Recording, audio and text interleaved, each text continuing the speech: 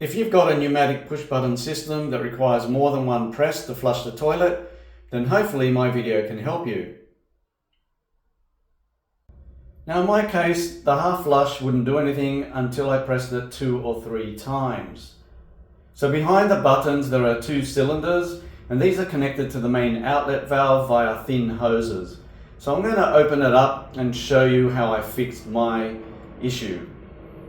I have a Hideaway Plus, but hopefully this will work with other models as well. So first off, we're going to remove the faceplate.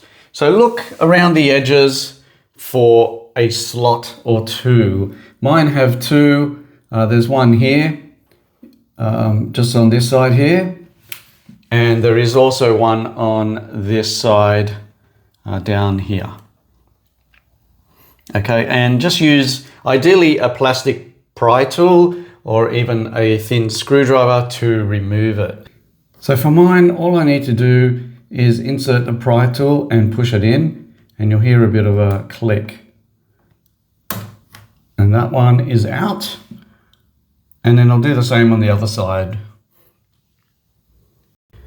All right, so now that you detach the faceplate, pull it out gently, just in case the hoses aren't long enough.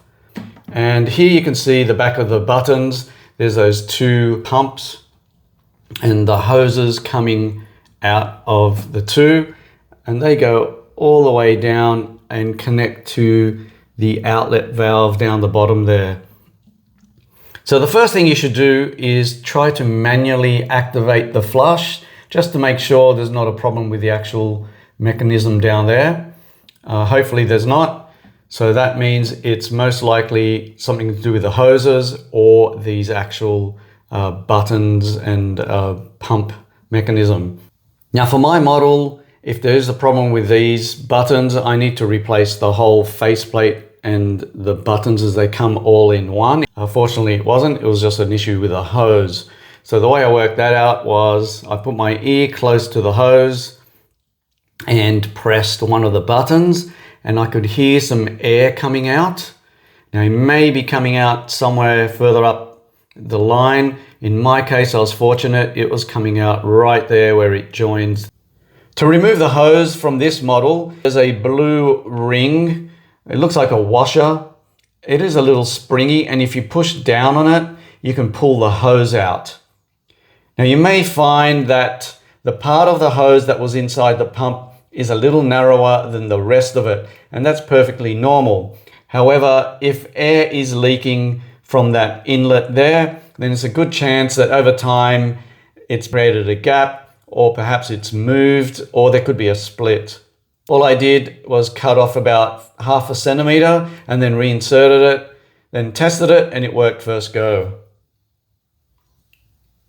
Now if you find that the leak is coming further up the hose, then you'll have to cut it there or buy replacement hose. But if you buy replacement, you'll probably need to remove the outlet valve that's all the way down there.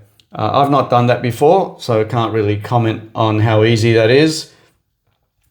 One tip I can give you with this particular model, you can remove this outer white frame. It will give you a little bit more room there. And you do so by twisting this latch one way, and there's another one on this side, twist it that way.